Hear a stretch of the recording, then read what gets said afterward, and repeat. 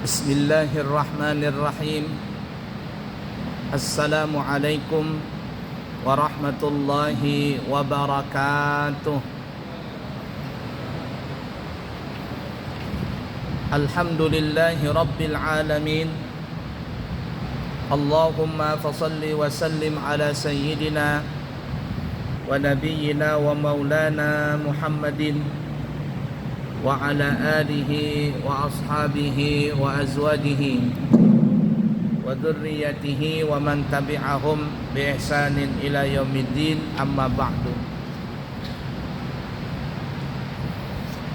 Bapak Ibu para jamaah sekalian yang disayangi Allah dan dicintai Allah, kembali kita melanjutkan pelajaran kita di dalam kitab Qisasul Anbiya, kisah para nabi dan rasul yang dikarang oleh Al-Imam Ibnu Katsir rahimahullahu ta'ala wa nafa'na bihi wa bi'ulumihi fid din wad dunya wal akhirah. Amin ya rabbal alamin. Pada pertemuan yang lalu kita telah membahas tentang masalah Allah Subhanahu wa taala banyak memberikan anugerah kepada bangsa Bani Israel, walaupun bangsa Bani Israel itu mucil, tapi Allah masih memperdulikan mereka. Tapi kebaikan Allah yang begitu banyak kepada mereka, ternyata mereka ini tidak pandai bersyukur.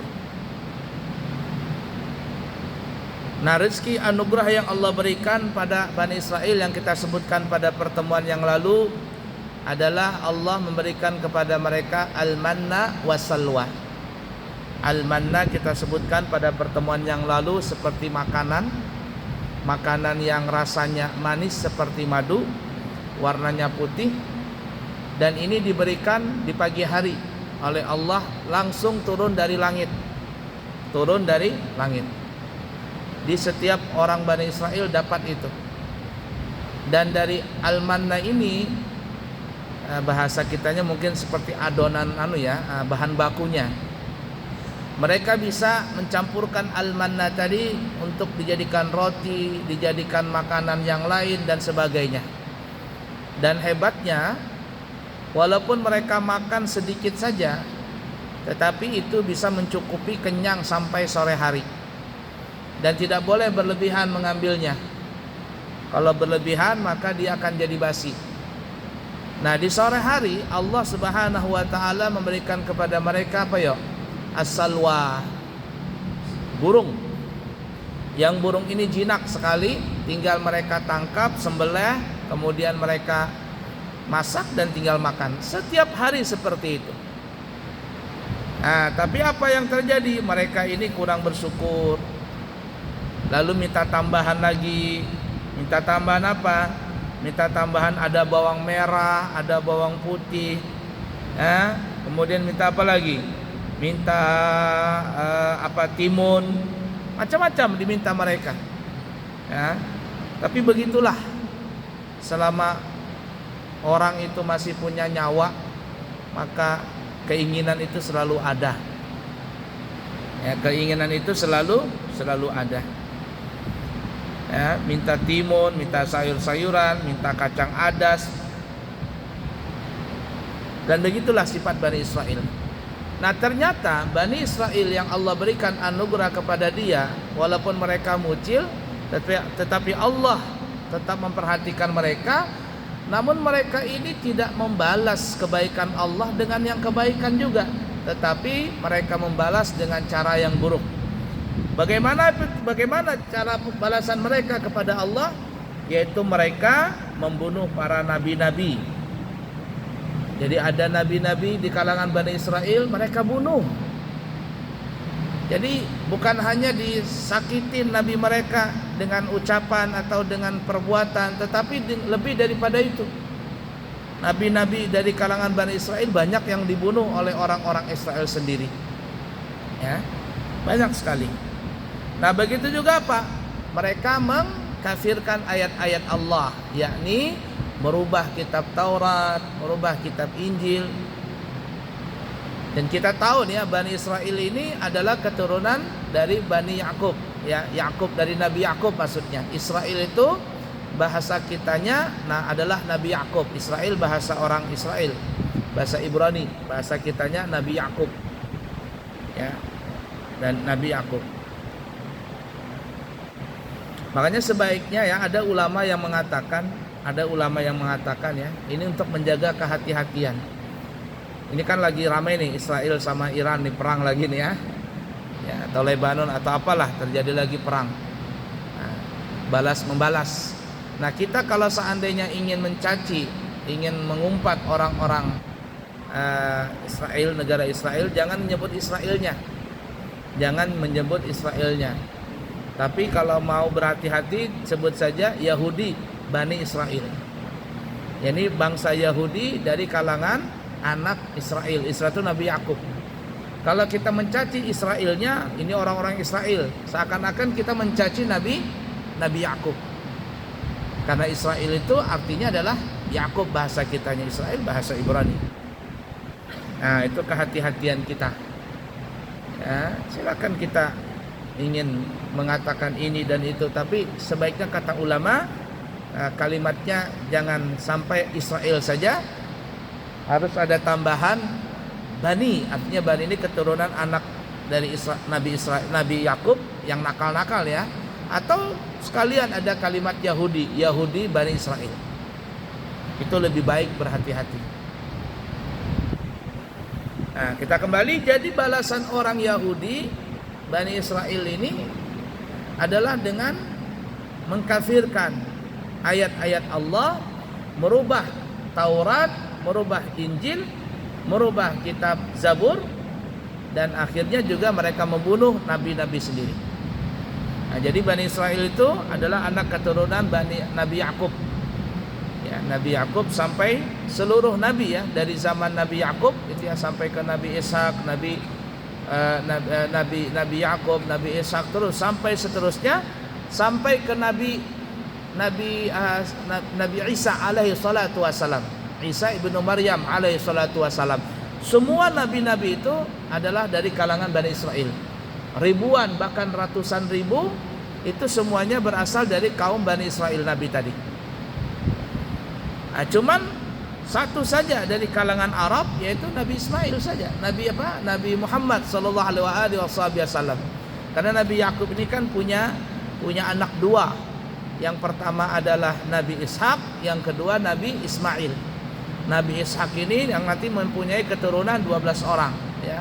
Keturunannya banyak sekali sampai menjadi Bani Israel sampai sekarang ini. Sedangkan Nabi Ismail, tidak ada satupun di antara Nabi Ismail anak keturunannya menjadi nabi kecuali nabi terakhir, yaitu Nabi kita Muhammad sallallahu alaihi wasallam. Nah, oleh karenanya memang susah diatur ya. Maksudnya selalu ada pertengkaran antara kaum Bani Israel dengan kaum Bani Ismail. Ini keturunan orang-orang Arab yang dari bangsa keluarga Nabi kita Muhammad SAW yang berujung kepada Nabi Ismail. Ya karena memang asalnya itu mempunyai dua jalur. Ya, ibarat kata ibu tiri. Nabi Ismail punya ibu namanya Hajar, sedangkan Nabi Ishak punya anak namanya punya ibu namanya Sarah. Ala kulli hal. Baik, kita lanjut ya. Nah, Allah Subhanahu wa taala sering mengingatkan kepada Bani Israel tentang besarnya anugerah yang Allah berikan kepada mereka. Di mana Allah telah memberikan makanan, kemudian memberikan mereka manna wassalwa. Mereka memakannya dengan lezat dan nikmat yang kita baru sebutkan tadi ya, tanpa bersusah payah. Al-manna tiba-tiba nongol di depan rumah, bahan baku tadi, warnanya putih, rasanya manis seperti madu, tinggal diolah, mau jadi bikin roti, campuran roti, mau jadikan bubur apa, jadi semuanya. Sore hari ada burung salwa. Ya. Tetapi mereka semuanya tidak mensyukuri nikmat anugerah yang Allah berikan kepada mereka. Baiklah ya, begini ya, sebelum kita lanjut, kita memberikan sesuatu kepada orang lain itu tidak boleh kita, biar orang Banjar menyebutnya menguyang-nguyang. Apa menguyang-nguyang itu bahasa kitanya menyebut-nyebut pemberian yang telah kita beri. Itu tidak baik. Ya, tidak boleh. Makanya disebutkan juga dalam surah Al-Baqarah, wala tubtilu shadaqatikum bil manni wal adha. Janganlah engkau batalkan sedekahmu itu dengan bil manni, dengan suka menyebut-nyebut, wal adha. Wal adha menyakiti. Nah, para ulama ahli tafsir ada yang mengatakan bil manni ini suka nyebut-nyebut kebaikan dia. Suka menyebut-nyebut kebaikan dia kepada orang lain. Ya, jadi kalau sedang ngobrol ya, lalu dia bilang, wah itu masjid itu aku yang bangun itu. Kalau nggak ada aku tuh udah bakalan jadi masjid. Nah ini nih nyebut-nyebut ini ya. Nah itu bil manni, menyebut-nyebut kebaikan kepada umum, kepada orang lain. Ya, nyebutin ini, nyebutin itu, jasa-jasanya dia sebutin. Ini pahalanya habis. Wal adha, dan menyakiti. Nah, ada ulama yang mengatakan wal adha ini maksudnya menyebut kebaikan dia di hadapan orang yang dia beri. Nah, kalau menyebutkan kebaikan kita kepada orang lain secara umum itu tidak baik, apalagi kebaikan itu kita sebut-sebut di hadapan orang yang kita beri. Itu tambah menyakitkan hati orang yang memberi itu, orang yang diberi. Kamu ini kan dulu gak punya apa-apa, aku bantu kamu. Kamu dulu masih begini begitu, aku bantu kamu. Sekarang kamu begini. Itu tuh. Bagaimana perasaan kita? Begitu juga orang lain. Kalau kebaikan orang tersebut disebut-sebut di hadapan kita, ya, apalagi orang itu minta balasan. Seakan-akan dia membantu kita, lalu kita wajib membalasnya dia, membalas kebaikan dia. Wah, itu sakit hati bukanlah main kita. Kalau kita tahu mungkin, tidak kita terima hadiah itu, dan kita terima sedekah itu. Ya, ini sering terjadi. Kamu kan dulu saya bantu, kalau tidak ada aku kamu habis, kamu selesai dah. Itu sakit hati luar biasa kita. Nah itu ada ulama mengatakan itulah yang disebut al-adha. Wala tubtilu shadaqatikum bil manni wal adha. Jangan kau batalkan pahala sedekahmu bil manni. Dengan apa? Dengan nyebut-nyebut kebaikan, wal adha, dan menyakiti. Nah, ada ulama mengatakan tadi wal adha, menyakiti, menyebut kebaikannya kepada orang yang dia telah beri sesuatu kepadanya, kepada orang yang dia tolong. Itu tidak boleh. Dan kita mungkin sadar nggak sadar atau apalah, sekarang mungkin kita ngobrol sama orang, tiba-tiba kita menyebutkan itu, menyebutkan kebaikan kita. Nah ini habis pahala kita. Mudah-mudahan ya apa yang kita omongkan dari kebaikan yang pernah kita ucapkan itu bukan karena ingin pamer, bukan karena apa, tapi karena tasyakur bin ni'mat. Ya, kami pun pribadi mungkin pernah menyebut-nyebut seperti itu, ya. Tapi ala kulli hal, mudah-mudahan Allah ampuni kita semuanya, dan pahala itu masih ada buat kita nanti di akhirat. Nah kata ulama, kecuali ada 4 orang, maksudnya ada 4 yang boleh menyebut kebaikannya. Menyebut kebaikannya boleh, ada 4 orang. Yang pertama Allah Subhanahu wa ta'ala. Allah menyebut kebaikannya kepada makhluknya, kepada hambanya itu boleh. Salah satunya ini. Ya, Allah Subhanahu wa ta'ala menyebutkan kebaikan-kebaikan Allah yang Allah anugerahkan kepada Bani Israel. Itu enggak ada masalah. Nah, ini kata ulama boleh. Ya, Allah wajar saja menyebutkan kebaikannya. Yang kedua, Nabi kita Muhammad sallallahu alaihi wasallam menyebutkan kebaikannya kepada umatnya. Boleh, dan pahalanya masih ada. Artinya itu tidak membatalkan pahala yang apa yang dikerjakan oleh Nabi. Kenapa? Karena memang Nabi untuk mengajarkan. Nah, seperti umpama ada suatu ketika para sahabat lagi ngumpul di dalam Masjid Nabawi. Sahabat ada yang menyebut kemuliaan Nabi Adam. Oh, Nabi Adam tuh begini, bla bla bla bla bla bla bla, dan seterusnya. Datang lagi ada orang yang menyebutkan Nabi Nuh itu begini, bla bla bla bla bla, dan seterusnya dan seterusnya. Datang lagi yang satunya menyebutkan Nabi Ibrahim, bla bla bla, dan seterusnya. Kemudian Nabi Isa, begitu semuanya. Nabi Musa disebutkan semuanya, yakni Nabi Ulul Azmi, para Anbiya Ulul Azmi. Nabi mendengar itu, lalu Nabi keluar dari rumahnya. Kata Nabi, bahasa kitanya nih ya, kalau kita dramatisir, wahai sahabat, apa yang kalian bicarakan tentang Nabi Adam memang seperti itu adanya, dan begitulah beliau. Bahasa kitanya nih, apa yang kalian ceritakan tentang Nabi Nuh memang seperti itu dan begitulah keadaannya. Nah, begitu juga Nabi Musa, Nabi Ibrahim, Nabi Isa, semuanya disebutkan. Tapi kata Nabi Muhammad, tapi apa kata Nabi Muhammad? Adam wa madunahu yaumal qiyamah tataliwa'i yaumal qiyamah. Tapi ingat kata Nabi kita, Nabi Adam dan semuanya para nabi dan rasul, dari Nabi Adam nih sampai ke Nabi Isa, yang ada yang mengatakan 124.000 para nabi dan rasul itu. Bahkan ada yang mengatakan lebih daripada 124.000. Adam wa man dunahu yaumal qiyamah, Nabi Adam dan nabi-nabi yang sesudahnya, tahta liwa'i yaumal qiyamah. Semuanya itu di bawah panjiku, di bawah kakiku, bahasa kitanya, di bawah kekuasaanku. Ana sayyidu waladi ibni Adam yaumal qiyamah wala fakhar. Aku, kata Nabi, pemimpin sayyid, pemimpin anak cucu Nabi Adam di hari kiamat. Bukan Nabi Adam. Nabi Adam ada anak bapak segala manusia, tapi di akhirat aku yang pegang kuasa.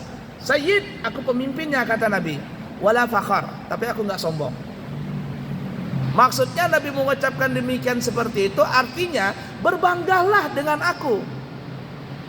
Kalau bahasa yang lebih mendalam, boleh kalian memuji nabi-nabi yang lain, tapi aku ini lebih kalian banggakan daripada yang lain. Bahasa kita itu begitu tuh. Wala fakhar, kata Nabi, tapi aku enggak sombong. Itu tuh maksudnya. Jadi yang kedua yang boleh menyebutkan kebaikannya adalah Nabi kita Muhammad sallallahu alaihi wasallam. Kemudian yang ketiga, yang boleh menyebutkan kebaikan yang pernah dia beri kepada seseorang, dia sebutkan kebaikannya di hadapan orang tersebut, adalah orang tua kepada anak. Ada yang mengatakan bapak saja, tapi yang jelas adalah ibu dan bapak. Jadi kalau bapak kita menguya-nguya, jadi orang Banjar menguya-nguya, menyebut-nyebut kebaikannya. Mama kita apalagi, jasa mama kita luar biasa. Nyebut-nyebut kebaikan dia di hadapan kita. Boleh tidak? Boleh. Kenapa? Supaya kita sadar bahwa berapapun balasan yang kita berikan untuk orang tua kita, itu tidak ada bandingannya dengan kebaikan orang tua yang mereka korbankan jiwa raganya untuk kita. Ada seseorang membawa ibunya berhaji, digendong ibunya. Sampai sekarang tuh masih ada ya orang-orang menggendong mamanya pergi haji. Tawaf saya itu digendong. Dia nggak mau jalan kaki digendong mamanya, kan ada kursi roda, tapi nggak mau, mamanya dia gendong. Untung mamanya masih badannya kecil ya, karena sudah kurus digendong. Sampai sekarang masih ada begitu orang tawaf, orang sa'i. Kenapa? Karena ingin berbakti dia dengan orang tuanya. Jadi ada seseorang yang melakukan seperti itu dari negara Yaman, karena negara Yaman adalah negara yang paling dekat dengan negara Saudi. Negara Yaman adalah negara yang paling dekat dengan Saudi, adalah negara Yaman. Jadi ada orang datang dari negara Yaman menggendong ibunya untuk berangkat haji. Luar biasa, haji itu capek luar biasa. Capek luar biasa. Walaupun hajinya kelas mahal, haji furada yang harganya bisa sampai 500 juta atau mungkin lebih daripada itu. Tapi yang namanya haji capek luar biasa. Fisik, mental, ya, tenaga, semuanya terkuras itu. Tapi itulah keasikan orang berhaji. Makin padat, makin ramai orang berhaji itu. Ya, jadi orang ini menggendong ibunya waktu berhaji. Lalu dia berpasan dengan ulama. Dia tanya, wahai tuan guru bahasa kitanya, kira-kira apa yang aku lakukan seperti ini? Yani menghajikan mamaku, aku gendong mamaku dari negeri aman sampai seterusnya, sampai kembali ke negeri aman nanti. Kira-kira jasaku ini, kebaikanku ini terbalas enggak dengan kebaikan ibuku yang telah dia berikan kepadaku? Apa kata ulama tadi? Sungguh, walaupun engkau menghajikan, ibarat kata 100 kali, 1000 kali engkau menghajikan dengan cara seperti ini, maka tidak terbalas jasamu itu daripada sekali rintihan ibumu waktu melahirkanmu. Jadi kan kalau orang melahirkan, itu tuh sore, jar orang Banjar mahajan.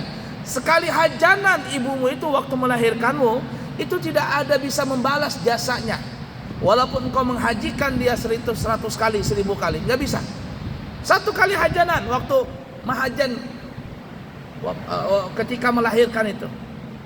Artinya bagaimanapun jasa kita kepada orang tua, membalas kebaikannya, ya, kebaikan kita kepada mereka kita berikan untuk membalas kebaikan dia, tidak ada bandingannya.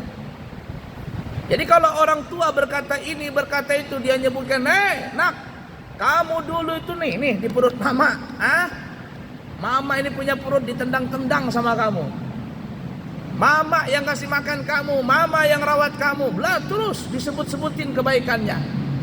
Bapakmu tuh cari nafkah, malam jadi siang, siang jadi malam, untuk memberikan kamu kehidupan. Disebutin kebaikan orang tua tadi. Orang tua menyebutkan kebaikannya di hadapan anaknya. Apakah pahalanya habis? Oh, tidak habis. Kenapa? Karena wajar mereka menyebutkan itu. Kenapa? Supaya anak ini tahu diri. Dia wajib berbakti kepada orang tuanya. La ilaha illallah. Ada seorang sahabat datang kepada Nabi Muhammad sallallahu alaihi wasallam. Orang ini bilang, ya Rasulullah, bapakku itu sering minta uang. Bapakku sering minta uang ke aku. Dikit-dikit minta uang, dikit-dikit minta uang. Ini orang ini dia kepingin, coba ya Rasulullah, berikan nasihat kepada bapakku, jangan minta uang terus. Dia pikir Rasul ingin menolong dia. Apa yang dia pikirkan bisa ditolong oleh Rasul. Tapi apa kata Nabi? Anta wa maluka li abika. Dirimu, kata Nabi, dan seluruh hartamu, apa yang kau punya, bahkan dirimu pun, semuanya itu untuk bapamu. Artinya kalau bapamu minta ini, minta itu, walaupun habis hartamu, maka semua itu punya bapamu. Artinya orang tua kita, bapak kita nih, kalau meminta sesuatu bagaimanapun banyaknya, kita nggak boleh marah. Saya mendengar, ya, saya tidak tahu pasti, cuman ada seseorang ustadz menceritakan bagaimana Ustadz Adi Hidayat. Ustadz Adi Hidayat dia baiknya dengan ibunya. Jadi katanya ada orang cerita, katanya Ustadz Adi Hidayat itu luar biasa dengan ibunya. Jadi kalau ibunya ngelihat gitu jalan, ya, lalu ngelihat mobil, dia bilang sama Ustadz Adi Hidayat, bagusnya mobil itu, mobil Mercy apa begitu. Besok pagi mobil sudah ada di hadapan rumah mamanya. Padahal mamanya nggak minta, cuman bilang bagusnya mobil itu. Besok pagi langsung dibelikan sama Ustadz Adi Hidayat, langsung di depan rumah mamanya. Ya wajar aja, duitnya banyak, ya. Kalau kita seperti itu mungkin 2 kali gimana belinya. Tapi itulah berkahnya Ustadz Adi Hidayat. Wah, dia kalau ceramah begitu bukan orang ngasih duit, dia yang ngasih duit. gratis umrah, gratis sana, karena luar biasa tuh anugerahnya dia. Salah satunya berbakti dengan orang tuanya, dengan ibunya. La ilaha illallah. Nah itu yang ketiga ya, orang tua menguya-nguya kebaikannya kepada anaknya. Kemudian yang keempat, yang boleh menyebut kebaikan kepada orang yang dia beri adalah seorang suami. Seorang suami kepada istrinya boleh. Kenapa? Karena memang seorang istri diwajibkan untuk berbakti kepada suaminya. Tapi apa kenyataannya? Banyak istri-istri, perempuan-perempuan yang mereka merasa tidak pernah diberi oleh suaminya. Oleh karena itu ya, Nabi pernah berkata kepada Siti Aisyah, pada Siti Aisyah, wahai Aisyah, aku melihat waktu Isra Mi'raj. Saya tanya nih ya, aku melihat penghuni surga itu yang paling banyak adalah orang miskin. Yang paling banyak orang miskin, karena orang miskin gak banyak pertanyaan. Tapi yang di neraka paling banyak kulihat adalah perempuan. Yang paling banyak masuk neraka adalah perempuan. Siti Aisyah sebagai perempuan merasa gimana begitu? Kok perempuannya Rasulullah? Kenapa sebabnya perempuan itu kok bisa masuk neraka paling banyak? Apa jar Nabi? Karena perempuan itu tidak pandai bersyukur kepada suaminya. Tidak pandai bersyukur. Ibarat kata hujan setahun, panas setahun, hujan sehari. Panas setahun, hujan sehari. Panasnya begitu bagaimanapun banyaknya, ketika hujan bleng basah semuanya. Artinya kebaikan suami yang begitu banyak kepada istrinya, lalu kemudian umpama ada seorang suami melakukan kesalahan, apa yang terjadi? Semua kebaikan suami kepada istrinya hilang. Sampai dia berkata, aku menyesal nikah denganmu, sambil berkacak pinggang ya. Aku menyesal nikah denganmu. Selama aku menikah gak pernah kamu berikan sesuatu yang baik untukku. Banyak perempuan begitu. Banyak sekali. Banyak. Padahal emas dibelikan, mobil dibelikan, diberangkatkan haji, diberangkatkan umroh, macam-macam, apa aja minta. Pakaian dia paling banyak di lemari, sepatu dia paling banyak, baju dia paling banyak, makan dia paling banyak, makanya gendut-gendutnya.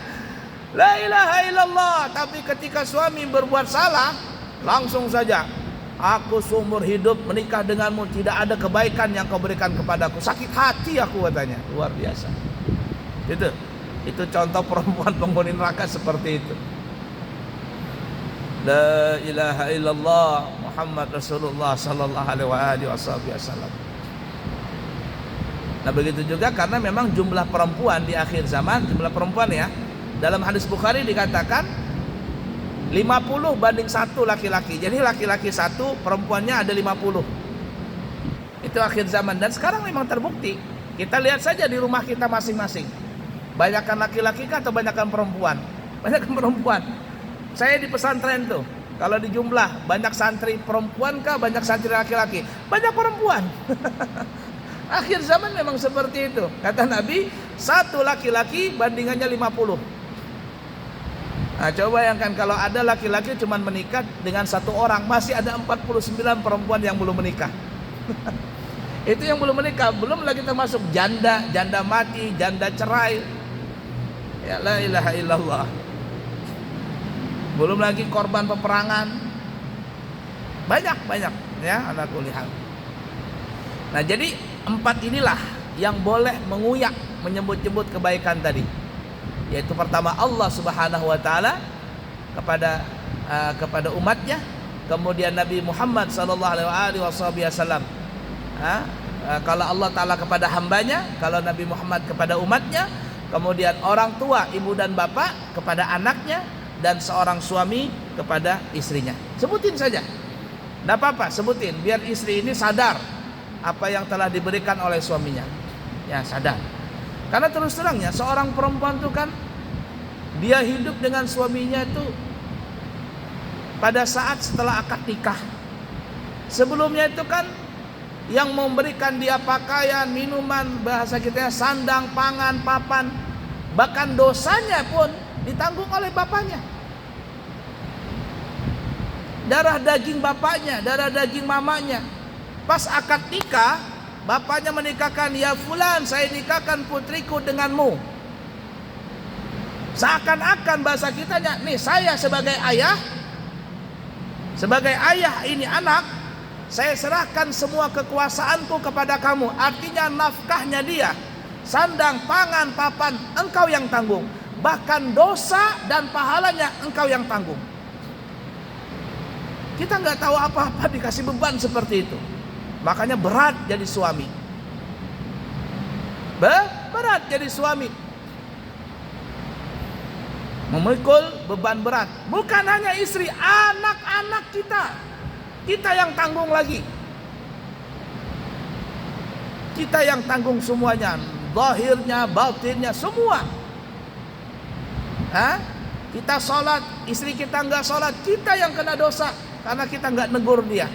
Bapaknya lepas tangan sudah, lepas tangan. Nanti kalau di akhirat yang ditanya siapa? Suaminya. Bapaknya nggak tahu. Aku sudah nyerahkan ya Allah anak itu kepada dia karena dia sebagai suaminya. Dia yang tanggung jawab sekarang. Nah, oleh karena itu perempuan yang tidak bersyukur dengan apa yang diberikan oleh suaminya, tempatnya neraka. Dan itu kata Nabi seperti itu.